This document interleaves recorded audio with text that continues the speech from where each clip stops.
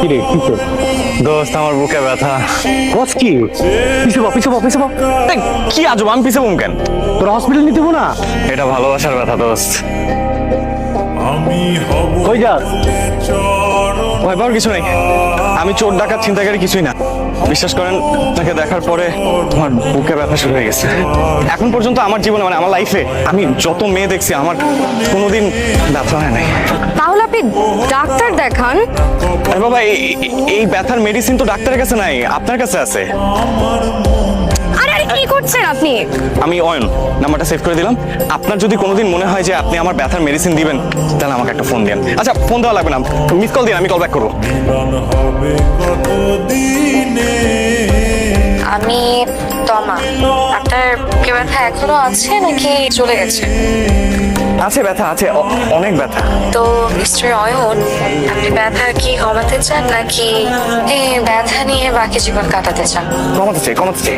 তাহলে আমি একটা অ্যাড্রেস এসএমএস করে দিচ্ছি, 1 ঘন্টা পর এখানে চলে আসবেন। আমি বাড়ি থেকে পালিয়ে আসছি। পালিয়ে পালিয়ে আসছেন কেন?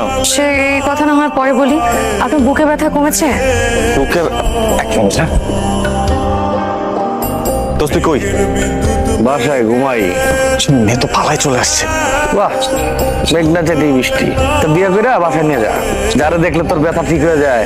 পুরো ওষুধ কোম্পানিটা পেয়ে গেলি, ভালো না? বাসা থেকে রাগ করে বের হয়ে এসছি।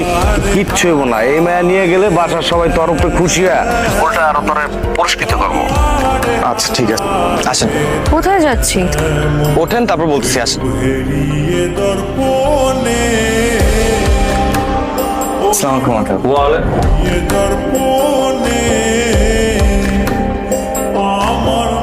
তুমি এখানে?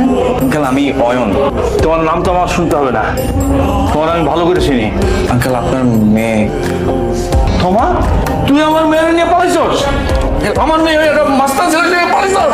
একটু কথাটা চুপ, একদম চুপ কর। তুই এই ফাউল ছেলেটার সঙ্গে আমার মেয়ে পালাইছস? আঙ্কেল, আমি তোর মুখ আমি দেখতে চাই না, যা। এই বাড়ির দরজা আজ থেকে তোর জন্য বন্ধ, যা। কথাটা একটু শোনে না, একটা কথা আমি শুনতে চাই না। রাতে বলছিলি ওকে? অয়ন ওকে? ভাবি, ও তমা।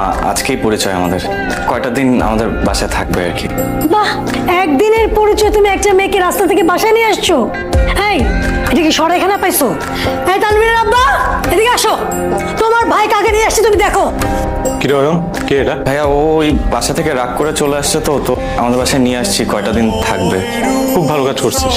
তোর আগে এটা ভাবা উচিত ছিল এই বাসায় তোর নিজের থাকার জায়গা আছে কিনা। এই চলো।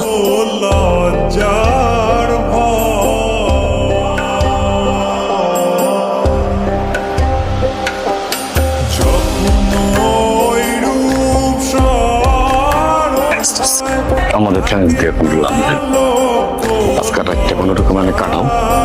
আমি চাই ফজরের নামাজের পর পর আজান দিব, তুমি তো যাইবা বন্ধু।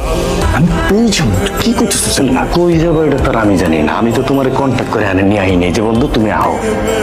আমি থাকি ব্যাচেলার বাসায়, 2টা ফুল একটা মায়া। বাড়িওয়ালা যদি জানে কি কইব? আমি এই বিয়ে নিতে পারবো না, ওরা তো কি ভাববো টুয়া। তো পারি যাবো, তুমি বাংলা মানুষ করবা, জীবনও পারবা না। আমি যেটা কইছি বন্ধু, এটাই তুই যাবি না। তুই যাবো, তুই আমার কথা শুনছস? আমি তোরে কইছিলাম ফেরত দিয়ে, তা তো দেশ নাই। আরে আমি তো ফেরত দিতে গেছিলাম, তোর তো সবকিছু বুঝায় বলছি, ওরা ফেরত নেয় না। এ মাল নিবো না। এই যে একটু শুনবেন। ওই যে আপনাকে ডাকে। আমি মনে হয় আপনাকে খুব বিপদে ফেলে দিয়েছে, তাই না? আরে কি বলছেন, কিসের বিপদ? এটা কোনো বিপদই না, আর এটা আমার ফ্রেন্ডের বাসা, আমার বেস্ট ফ্রেন্ড। এটা কোনো ব্যাপারই না। নাকি তো আমার তো মনে হলো আপনার ফ্রেন্ড বোধহয় রাগ করেছে আপনার উপর, আমাকে বাসায় নিয়ে এসেছে। আরে না না না না, আপনি ভুল বুঝতেছেন। ও ও তো অনেক খুশি, আপনি বিশ্বাসই করতে পারেন না ও কতটা খুশি। ভালোই।